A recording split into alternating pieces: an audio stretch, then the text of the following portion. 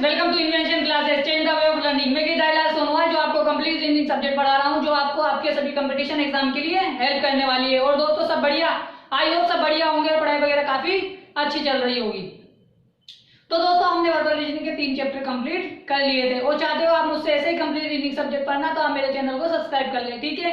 नीचे red colour का subscribe button है, उस पर क्लिक करें और बेल आइकन को दबा दें, जिससे कि जो मेरे आने वाले वीडियोस हैं उनके नोटिफिकेशन आप तक आ जाएंगे। और दोस्तों अगर आपके कोई फ्रेंड सर्किल में, नेबर सर्किल में या ब्लड सर्किल में कोई भी कंपटीशन एग्जाम या रिप्लेसमेंट एग्जाम की तैयारी कर रहा है तो आप हमारे वीडियोस को शेयर करें, ठीक है दोस्तों। तो शुरू करते हैं आज की क्लास को। दोस्तों मोबाइल को हॉरिजॉन्टल मोड पे लेके देखें ताकि चीजें आपको सही से दिखाई दे, ठीक है। तो 3 चैप्टर हमने कंप्लीट कर लिए थे वर्बल रीजनिंग का, और 14 चैप्टर हम शुरू कर चुके थे, जिसकी हमारी ये 8वीं क्लास है, ठीक है दोस्तों। जिसमें हमने ये 4th चैप्टर है हमारा, ठीक है ना, ये 4th चैप्टर है हमारा। हमने 3 चैप्टर कंप्लीट कर लिए, इसके 7 क्लास पीछे हो चुकी है, आज 8वीं क्लास है, ठीक है। तो इसमें जो विद्यार्थी अभी जुड़े हैं मेरा उनसे विशेष अनुरोध है कि पीछे की क्लास को जाके देखें। क्यों? क्योंकि जो मैंने बेसिक चीजें जो करनी है अपने सीटिंग अरेंजमेंट में, उसकी जो बेसिक चीजें नींव होती है वो मैंने पिछली क्लास में की है। अगर आप डायरेक्ट यहाँ से देखोगे तो हो सकता है आपको कुछ चीजें समझ ना आए, है ना। तो आप पीछे की क्लास को देखें ताकि फिर आप धीरे धीरे चीजों को सीख जाएंगे। तो शुरू करते हैं आज की क्लास को, और सबसे पहले क्वेश्चन को पढ़ेंगे और उसका आंसर देने की कोशिश करेंगे, ठीक है। हमने 12 क्वेश्चन पिछली क्लासेस में कर लिए हैं, अब 13वां क्वेश्चन करेंगे, ठीक है ना। तो शुरू करते हैं आज की क्लास को। सबसे पहले क्वेश्चन को पढ़ेंगे फिर उसका आंसर देने की कोशिश करेंगे, ठीक है। तो दोस्तों 13वां क्वेश्चन है। सबसे पहले इंफॉर्मेशन को पढ़ते हैं कि 9 मित्र, ठीक है, 9 मित्र है ABCDEFGH और I एक बेंच पर एक कक्षा में बैठे हुए, ठीक है दोस्तों। जिसमें क्या बोला है, C जो कि D के ठीक दाएं ओर है, वहीं E के दाएं तीसरे स्थान पर है, ठीक है, ठीक है, तीसरे स्थान पर है, ठीक है। B एक छोर पर है, ठीक है, मतलब एक अंत पे है। H B और G का निकटम पड़ोसी है, ठीक है। F B के बाईं ओर तीसरे स्थान पे है, ठीक है। A F के ठीक बाएं है, ठीक है दोस्तों। ये हमने इंफॉर्मेशन पढ़ ली। इसमें बोला है कि 9 विद्यार्थी है जो एक बेंच पे बैठे हैं। जब भी कोई बेंच की बात आ जाए, एक कतार की बात आ जाए, तो हमेशा ये ध्यान रखना कि वो एक सिंगल पंक्ति की बात कर रहा है। अब इसमें कोई दिशा नहीं दी है कि वो पूर्व में है, उत्तर में है, दक्षिण में है या फिर पश्चिम में है। तो हमेशा अपने अनुसार, अपनी सहूलियत के लिए, अपने फायदे के लिए इसको क्या करना है, उत्तर में मान के करें। क्यों? क्योंकि हमारा जो सर होता है हमेशा उत्तर की तरफ होता है, ठीक है। जब आपका सर उत्तर की होगा तो आपका लेफ्ट, आपका राइट सामने वाले का राइट माना जाएगा और आपका लेफ्ट सामने वाले का लेफ्ट माना जाएगा। तो ठीक है, तो हमने क्या किया, ये हमारे लिए राइट हो गया, ठीक है, और ये इनके लिए लेफ्ट हो गया, ठीक है। यहां से चीज को मान के करना है। अब सबसे पहले यहां देखना है कि हमें इनमें रिलेटिव इंफॉर्मेशन कौन सी है और एब्सोल्यूट इंफॉर्मेशन कौन सी है। सेंटेंस दोनों तरीके से किया जा सकता है। हमेशा अपन किससे करेंगे, ज्यादा से ज्यादा हो सकता है हम एब्सोल्यूट इंफॉर्मेशन से करेंगे, ठीक है। रिलेटिव इंफॉर्मेशन से हमें कम सहायता मिलती है, लेकिन हमें एब्सोल्यूट से ज्यादा सहायता मिलती है, ठीक है। अब देखते हैं यहाँ पे एब्सोल्यूट इंफॉर्मेशन कौन सी है। मैं बताता हूँ आपको कि रिलेटिव और एब्सोल्यूट इंफॉर्मेशन कौन सी होती है। रिलेटिव इंफॉर्मेशन वो होती है जो किसी दूसरे व्यक्ति के सापेक्ष में पहले व्यक्ति के लिए बोली जाए, और जो एब्सोल्यूट होती है जो डायरेक्ट उसी व्यक्ति के लिए बोली जाए। जैसे कि यहाँ पे बोला गया है कि बी एक छोर पर बैठा है, तो ये कौन सी है, एब्सोल्यूट इंफॉर्मेशन है, ठीक है दोस्तों। बाकी इसमें सारी रिलेटिव इंफॉर्मेशन है। कैसे, देखो C जो कि D के ठीक रहे हैं, यानी किसके सापेक्ष में, D के सापेक्ष में C की बताई जा रही है, ठीक है। वहीं E के दाएं तीसरे स्थान पर जब भी वहीं आ जाए तो वहीं का वहीं जो आता है हमेशा किसके लिए आता है, और के लिए आता है। किसके लिए आता है, और के लिए आता है। क्या किसके लिए आता है, और के लिए आता है, और के पहले व्यक्ति के लिए आता है, ठीक है ना। ये और है, आप इसमें और है नहीं, और के स्थान पर इसने वही लिखा है, ठीक है, दाएं तीसरे स्थान पर है, ठीक है। तो ये रिलेटिव इंफॉर्मेशन है। बी एक छोर पे है, ये एब्सोल्यूट इंफॉर्मेशन है। ये बोल रहा है कि जो H है, F और G के निकटम पड़ोसी है, यानी उनके बीच में बैठा हुआ है, ठीक है। निकटम पड़ोसी 2 व्यक्ति होगा, तीसरा व्यक्ति निकटम का पड़ोसी कब होगा, जब वो कहाँ बैठा होगा, जब वो ऐसे बैठा होगा, F H और G, ठीक है। या तो ऐसे बैठा होगा या फिर ऐसे बैठा होगा, ठीक है। समझ में आया, दोनों कंडीशनें लागू होती हैं। जब भी ऐसी बात बोली जाए तो हमेशा समझना दोनों कंडीशनें होंगी, ठीक है ना।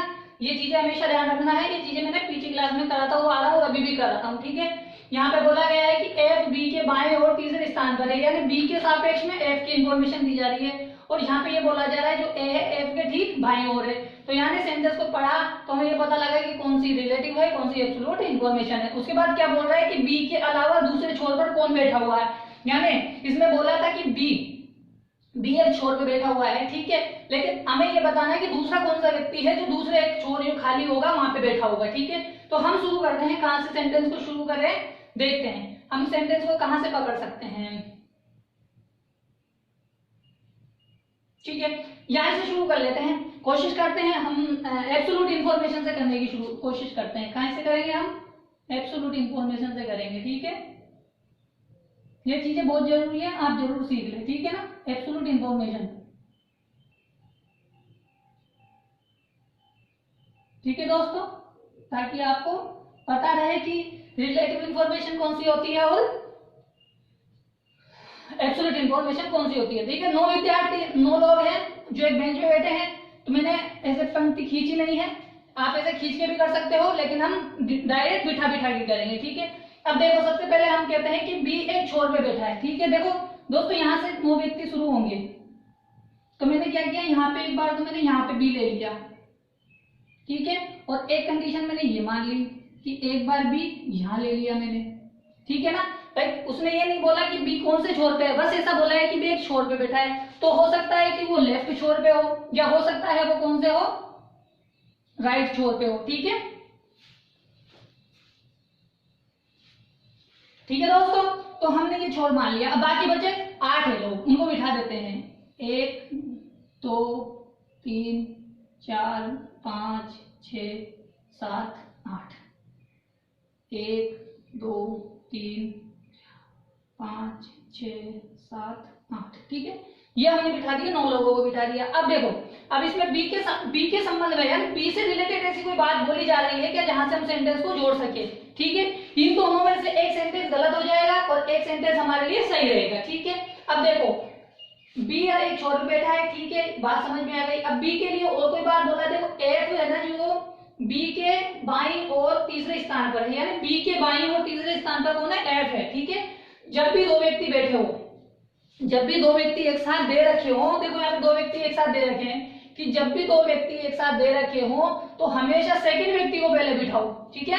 सेकंड व्यक्ति को पहले बिठाने से हमें पता लग जाएगा कि भाई सेकंड व्यक्ति के कौन सी साइड में फर्स्ट व्यक्ति बैठा है। तो यहाँ बोला कि बी के बाईं और तीसरे स्थान पर, यानी बी का बायां। अब देखो बी का बायां, एक तो यहाँ से बी का बायां होगा, एक यहाँ से होगा। अब यहाँ पे जब हमने देखा तो यहाँ तो जगह ही नहीं है, ठीक है भाई, बी का बायां कौन सा होगा, ये होगा, और यहाँ पे राइट ये वाला होगा। हमेशा अपने सापेक्ष में मान के करना है, ठीक है। तो बी का बायां इधर है और यहाँ पे बी का बायां इधर है, तभी हमने यहाँ माना, तो यहाँ पे तो खाली जगह है नहीं, तो ये तो कंडीशन हो गई हमारे लिए गलत, ठीक है, ये कंडीशन हमारे लिए गलत हो गई, ठीक है दोस्तों। समझ में आ गया कि ये क्यों गलत हुई, ये कंडीशन इसलिए गलत हुई क्योंकि बी के बाद में जगह खाली नहीं है। अब देखो यहाँ बोला है कि बी के बाएं तीसरे स्थान पर, देखो बी यहाँ है तो तीसरे स्थान पे 1 2 3, यहाँ पे कौन बैठेगा, एफ बैठ जाएगा, ठीक है। अब देखो इस कंडीशन को हमने छोड़ दिया, अब यहाँ से चल रहे हैं, ठीक है। अब कंडीशन को देखते हैं कि बी हो गया, एफ हो गया। अब वही बात आ गई कि हम इन दोनों से लिंक में कोई बात मिल रही है क्या, पहले उसको ढूंढेंगे कि ए एफ के ठीक बाईं ओर बैठा है, ठीक है, वही बात आ गई, दोनों व्यक्ति एक साथ बैठे, सेकंड व्यक्ति को बिठाएंगे एफ को, तो एफ हमारे पास बैठा हुआ है, ठीक है। तो एफ के ठीक बाईं ओर कौन है, ए बैठा हुआ है, ठीक है, हमने ए को बिठा लिया। ये बात हमें समझ में आ गई दोस्तों, यानी हमारे पास ये बात पूरी हो गई, ये बात पूरी हो गई, ये बात पूरी हो गई। अब देखो, अब इस बात को देखते हैं कि जो एच है, एफ और जी का एकदम पड़ोसी है, ठीक है। अब देखो ये है एफ, ठीक है, हमें इस कंडीशन को फिट करनी है। अब ये कंडीशन का कौन सी वाली कंडीशन फिट हो सकती है, ये वाली कंडीशन फिट हो सकती है, देख लो आप, क्योंकि भाई एच एफ और जी के बीच में कौन है, जी एच है, तो देखो यहाँ पे तो क्या आ गया, ए आ गया, तो ए, अगर ए तो यहाँ बैठ ही नहीं सकता, तो बीच में कौन बैठेगा, यहाँ बैठ सकते हैं। यहाँ पे कौन बैठ सकता है, यहाँ पे एच बैठ सकता है, और यहाँ पे कौन बैठ सकता है, जी बैठ सकता है। तो ये कंडीशन तो हमारे लिए गलत हो गई और ये वाली कंडीशन सही हो गई, ठीक है दोस्तों। आई वो समझ में आया कि ये कंडीशन क्यों सही है और ये क्यों गलत है, क्योंकि हम इधर नहीं जा सकते, क्यों, क्योंकि बीच में किसको बिठाना है, एच को बिठाना है। वहां पे बोला गया है कि एच एफ और जी के मध्य बैठा है, जबकि अगर हम यहाँ पे जी को ले लें तो बीच में तो क्या आ जाएगा भाई, इधर जी को ले लेंगे तो यहाँ पे पे तो ए आ जाएगा, जबकि ए तो हमें चाहिए नहीं, बीच में हमें कौन चाहिए, जी, एफ के और जी के मध्य कौन चाहिए, एच चाहिए, तो हमें यही कंडीशन फिट होती है। ठीक है, तो हमने इस कंडीशन को फिट कर दिया। अब देखो, अब सेंटेंस के शुरुआत में आते हैं सी, जो कि डी के ठीक दाएं है, और वहीं की बात जब भी बोली जाए और, तो ये किसके लिए बोली जाती है, सी के लिए। ई के दाएं तीसरे स्थान पर बैठा है, यानी ई के दाएं तीसरे स्थान पर कौन है, सी है। अब देखो ये सारी जगह बढ़ गई, अब यहां बचा, अगर मैं यहां पे ई को ले लूं, भाई ई का दाया कौन सा होगा, ये वाला होगा, तो ई का दाया मैं चलूंगा तीसरा, तो 1 2 3, तो यहाँ पे कौन आ जाएगा, सी आ जाएगा। ठीक है, अब वहां पे क्या बोल रहा है कि सी जो कि डी के ठीक दाएं हैं, अब डी कहां बैठ सकता है, ठीक का मतलब पड़ोसी, तो डी यहाँ बैठ सकता है। ठीक है, समझ में आया। अब जो बचा हुआ व्यक्ति है वो ऑटोमेटिक इस खाली जगह में आ जाएगा। देखो कौन सा है, ए है, बी आ गया, सी आ गया, डी आ गया, ई आ गया, आई, जो आई व्यक्ति था वो सबसे अंत में आ जाएगा। आई होप आपको समझ में आया कि कैसे सोशल क्वेश्चन को करना होता है। ठीक है, अब हमें क्वेश्चन में पूछा है कि बी के अलावा दूसरे छोर पे कौन बैठा है। देखो बी इस छोर पे बैठा है हमारे पास, तो दूसरा एक छोर पे कौन मिला, ई मिल गया, तो हमारा आंसर क्या हो गया दोस्तों, ई हो गया। ठीक है, आई होप समझ में आया समझ में। पहले हमने एब्सोल्यूट इंफॉर्मेशन से शुरू किया सेंटेंस को, कि भाई कैसे सेंटेंस को सोल्व कर सकते हैं। ठीक है ना, अब चाहो इसे रिलेटिव इंफॉर्मेशन से भी शुरू कर सकते हो। ठीक है, हो सकता है वहां थोड़ा टाइम लग जाए, क्यों, क्योंकि हमें कनेक्शन करने के लिए हमें कंडीशनें लगानी पड़ जाएगी। क्यों, क्योंकि व्यक्ति बहुत ज्यादा बैठे हुए 9 व्यक्ति हैं, और हमें डायरेक्ट इंफॉर्मेशन सिर्फ किसके लिए दी गई है, बी के लिए दी गई है। लेकिन हमने बी को पकड़ा, और बी को पकड़ने के बाद में हमने क्या किया, बी को पकड़ा, बी को पकड़ने के बाद में क्या, और कोई कंडीशन थी, बी के बाद तीसरे स्थान पे फिर हमने एफ को पकड़ा, एफ के बाद ए को पकड़ा, इसके बाद में एफ जी को पकड़ा, और उसके बाद में ई डी सी को पकड़ा। ठीक है ना, और आई जो ऑटोमेटिक था हमारे बीच में बैठ गया। क्यों, ठीक है, आया हो समझ में आई। अगर आपको समझ में आ गया है तो आप स्क्रीनशॉट ले लो, फिर अपन आगे वाला क्वेश्चन करते हैं। ठीक है दोस्तों, आप स्क्रीनशॉट ले लो।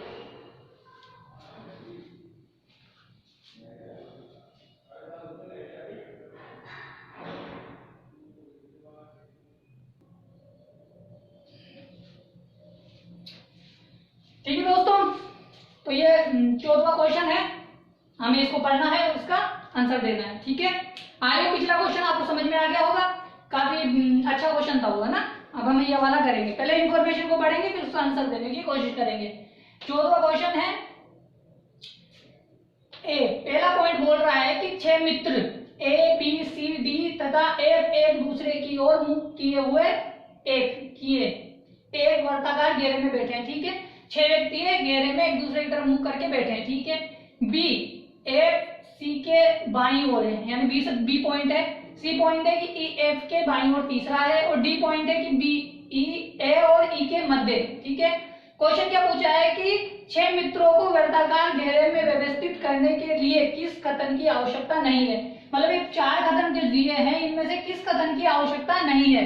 ठीक है, तो हमें ये बताना है। ठीक है, अब देखो बात शुरू करते हैं सेंटेंस को, घेरे की बात बोल रहे हैं। ठीक है, ये 6 लोग बिठा दिए हमने, 1 2 3 4 5 6। ठीक है, सभी का मुख किधर है, अंदर की साइड है, हमेशा अपने अनुरूप मान के करना है। ठीक है, ये राइट हो गया और ये लेफ्ट हो गया। ठीक है दोस्तों, समझ में आया।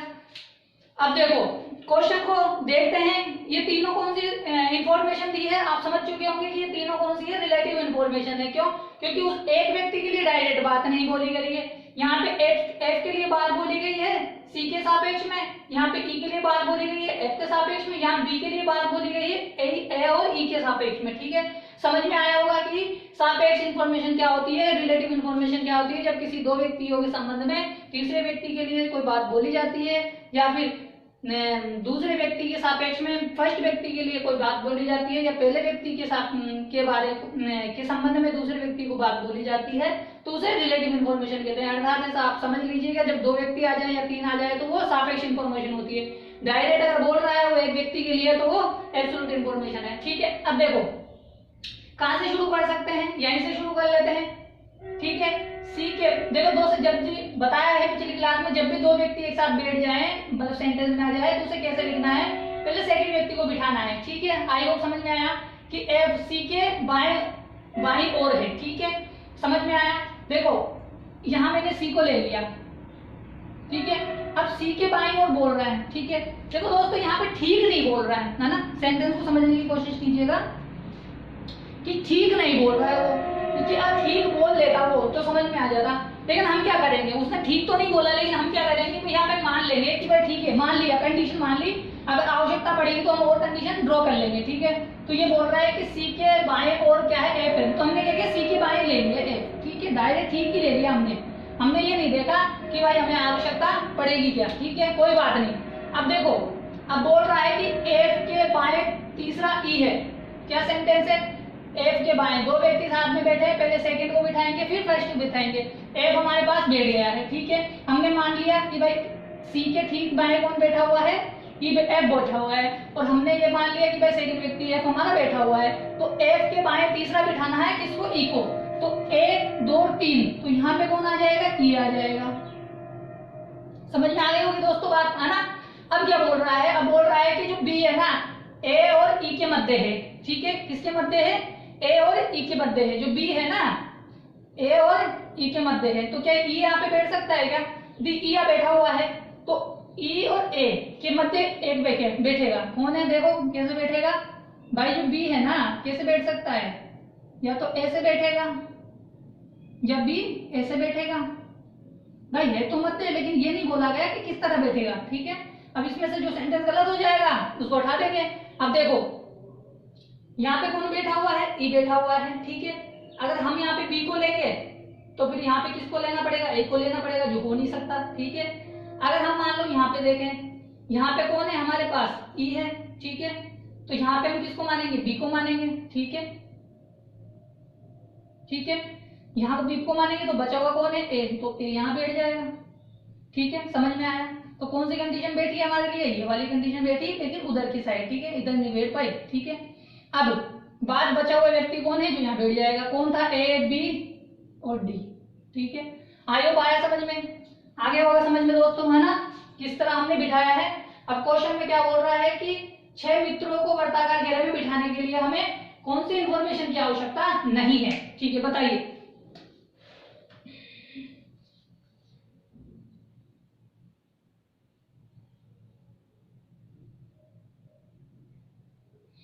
ठीक है, अब देखो हमें कैसे पता लगाना है कि ये 4 इंफॉर्मेशन दी है, हमें कौन सी इंफॉर्मेशन की आवश्यकता नहीं है, ठीक है। देखो अगर हम इस इंफॉर्मेशन को छोड़ दें तो क्या इसके अलावा बैठ सकता है क्या, सी, और एफ नहीं होगा तो भाई सी अगर यहाँ नहीं आया, देखो जब लास्ट में हमने चले थे तो डी हमारे पास ऑप्शनल आया था, यानी बचा हुआ था वो आ गया था।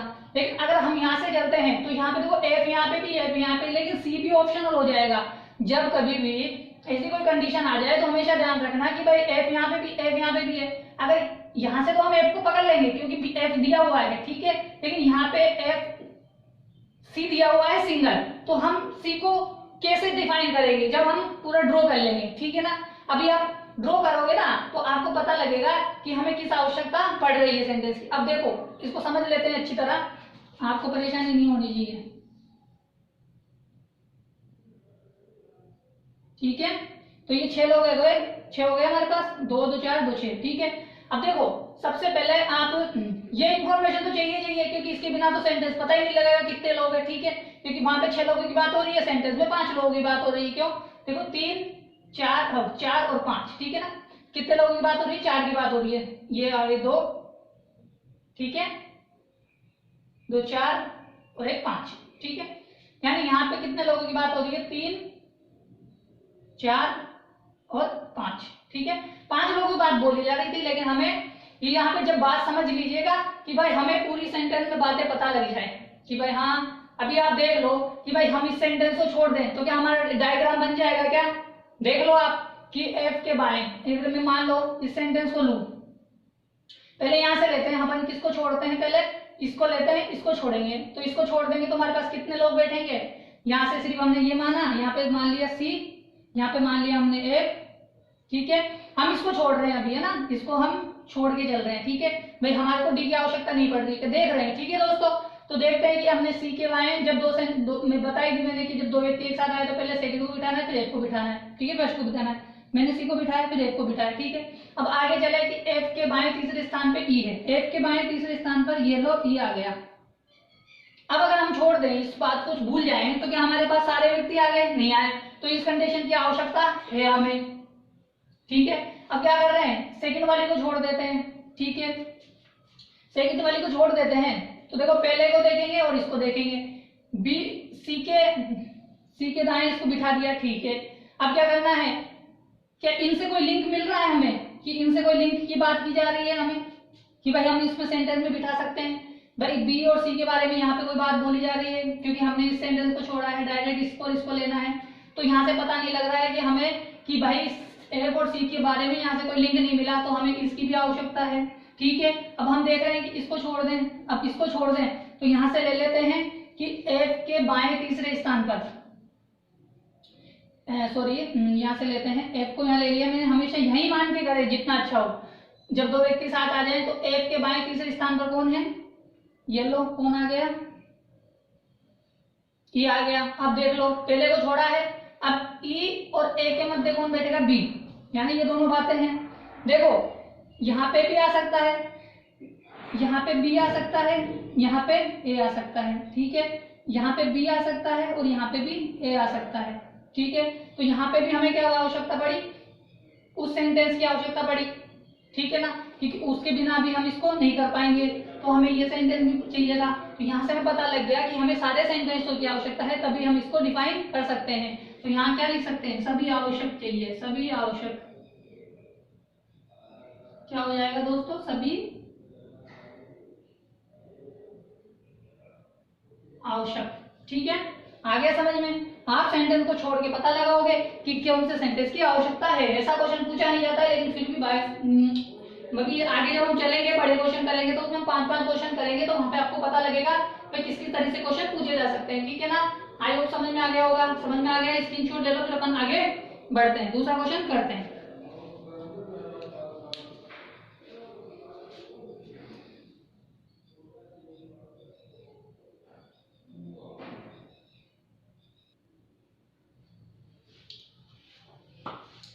ठीक है दोस्तों, तो ये 15वां क्वेश्चन है, इसको सोल्व करेंगे और इसका आंसर देने की कोशिश करेंगे, ठीक है।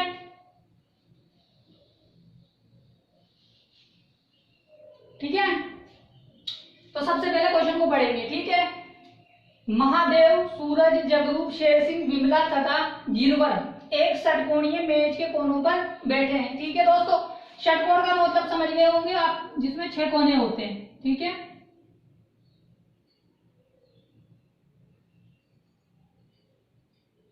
ठीक है, ये हो गया षटकोण, ठीक है, 1 2 3 4 5 और 6, ठीक है, ये षटकोण हो गया, ठीक है। अब देखो सेंटेंस को पढ़ते हैं कि महादेव और गिरवर एक दूसरे के सामने बैठे हैं, ठीक है। सामने बैठने का मतलब कि भाई एक यहाँ बैठेगा, एक यहाँ बैठ सकता है, एक यहाँ बैठ सकता है, एक यहाँ बैठ सकता है, एक यहाँ बैठ सकता है, एक यहाँ बैठ सकता है, एक यहाँ एक यहाँ, यानी ये सामने की सिचुएशन होगी, ठीक है। अब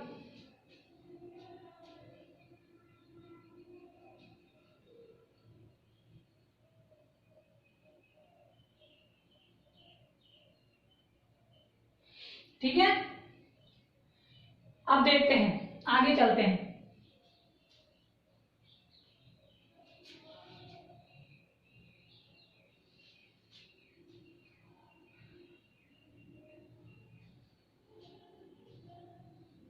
ठीक है, इसको क्वेश्चन को लिखते हैं।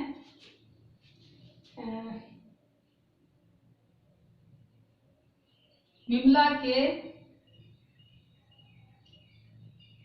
विकीर्ण कौन बैठा है, ठीक है दोस्तों, ये बताना है हमें आंसर, ठीक है।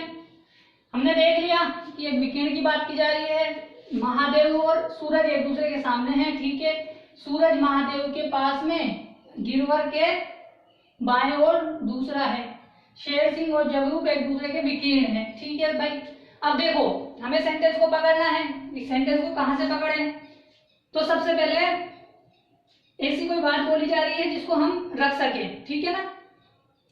यहां से देखते हैं कि सूरज महादेव के पास में गिरवर के बाएं हो रहे हैं, ठीक है, यहां से भी कर सकते हैं। और शेर सिंह जगरूप के विकीर्ण है। देखो विकीर्ण का मतलब क्या होता है, ये होता है विकीर्ण, ठीक है दोस्तों, और ये होता है विकीर्ण, ठीक है। तो यहाँ पे अगर मान लो हमने शेर सिंह को यहाँ बिठा दिया,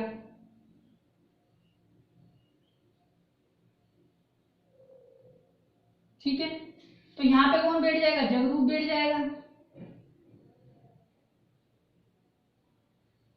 ठीक है।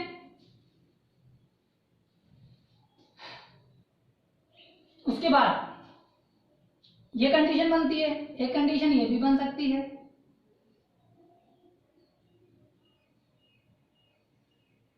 ठीक है। या फिर इसको ना ऐसे ना बिठा के सबसे पहले आप ऐसे बिठा लो। देखो सामने की जब भी बात आ जाए ना ऐसी बहन, यहाँ पे बोल रहा है कि महादेव और गिरवर एक दूसरे के सामने बैठे हैं, तो सामने जो होता है ना हमेशा ये होता है, क्योंकि यही एक दूसरे के सामने है, इसे हम विकीर्ण कहते हैं, ठीक है, इसे सामने कहेंगे। तो यहाँ पे अगर आप बिठा लो, यहाँ पे किसको बिठा सकते हैं, यहाँ पे बिठा सकते हैं महादेव को, ठीक है, और यहाँ पे बिठा सकते हैं आप गिरवर को, ठीक है। एक कंडीशन तो ये हो गई, एक कंडीशन एक और बनेगी, हो सकता है यहाँ पे कौन आ जाए, गिरवर हो जाए, यहाँ पे कौन आ जाए, महादेव आ जाए। हमने सेंटेंस को आगे नहीं पढ़ा है, सिर्फ हम इस आधार पे ही चल रहे हैं कि भाई हमें लिंक मिल जाए, ठीक है। तो यहाँ पे हमारे पास कौन हो गया, गिरवर, ठीक है दोस्तों, और यहाँ पे कौन आ गया हमारे पास, महादेव, ठीक है। ये हमारे पास विकीर्ण है, ठीक है। ये बात आपको समझ में आ गई कि हमने क्या किया, अभी सामने बिठा दिया, ठीक है। अब महादेव के पास में गिरवर, सूरज जो है महादेव के, जो सूरज है महादेव के पास में है, ठीक है। देखो महादेव यहाँ भी है और यहाँ भी है। पहले इस कंडीशन को देखते हैं। ये बोल रहा है कि सूरज महादेव के पास में है। अब पास में का मतलब एक तो यहाँ है एक यहाँ है, ठीक है, कंडीशन ये बनती है। तो एक बार हमने यहाँ बिठा लिया, किसको, सूरज को, ठीक है। अब सूरज को यहाँ बिठा लिया, अब सूरज को यहाँ बिठा लिया तो उसके बाद क्या बोल रहा है कि गिरवर के बाएं और दूसरा है, कि गिरवर के बाएं दूसरा है, एक और दो बिल्कुल है, तो यहाँ बिठाते हैं ना, तो ये गिरवर के बाएं दूसरा हो जाता है कौन सा, सूरज। आई कुछ बात समझ में। और अगर हम यहां बिठा ले किसको, सूरज को, तो ये गिरवर के बाएं दूसरा हो जाएगा। यानी ये दो कंडीशन है हमारे पास है, ठीक है। आयो दो तो समझ में आया होगा कि मैंने क्या किया है, मैंने ऑप्शनल माला है, पहले मैंने इस कंडीशन को बिठा दिया, फिर मैंने इस कंडीशन को बिठा दिया, ठीक है। कंडीशन लिंक है इसलिए वो दो दो ऑप्शन में आ गई, क्यों, क्योंकि हमने इसको ऑप्शन माना, इसको भी ऑप्शन माना था। फिर क्या हुआ कि ये इससे कनेक्ट होके आया है, ठीक है ना, महादेव से कनेक्ट होके आया है, ठीक है। आई होप आ गया और समझ में आपको,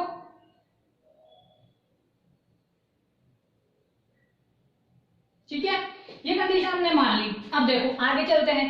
अब आगे क्या बोल रहा है कि शेर सिंह और जगरूप विकीर्ण है। ये शेर सिंह कहाँ है, अच्छा ये बचे और ये बचे, ठीक है।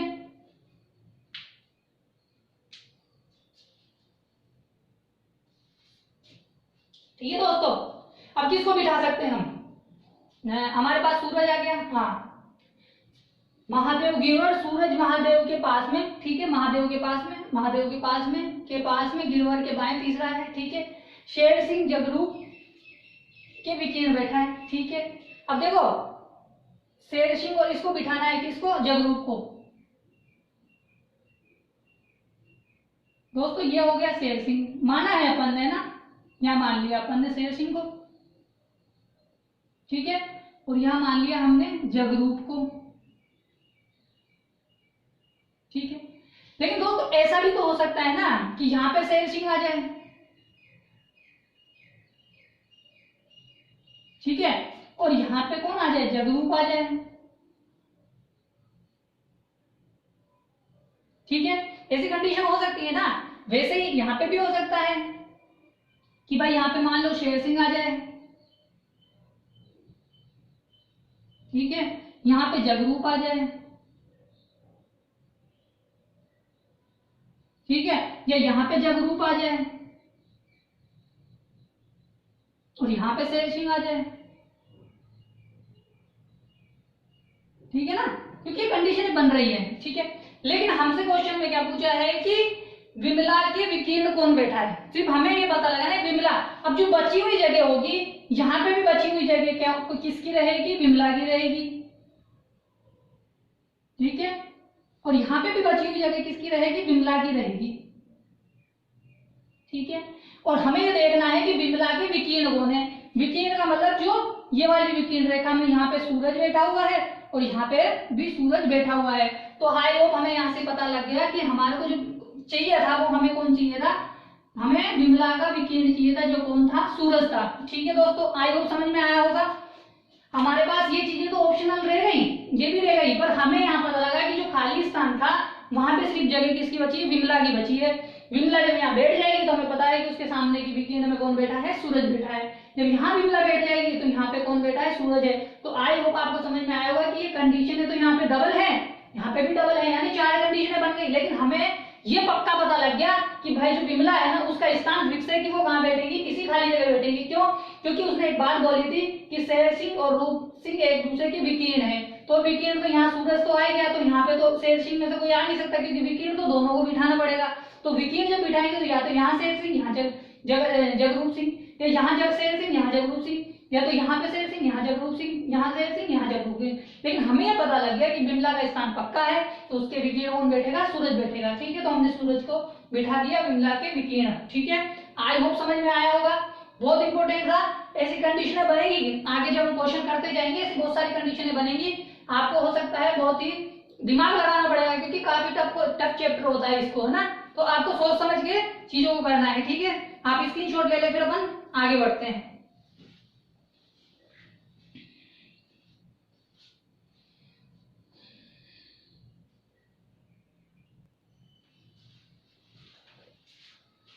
तो दोस्तों आया समझ में आपको ये क्वेश्चन? आई होप आपको काफी अच्छे से समझ में आ गया होगा।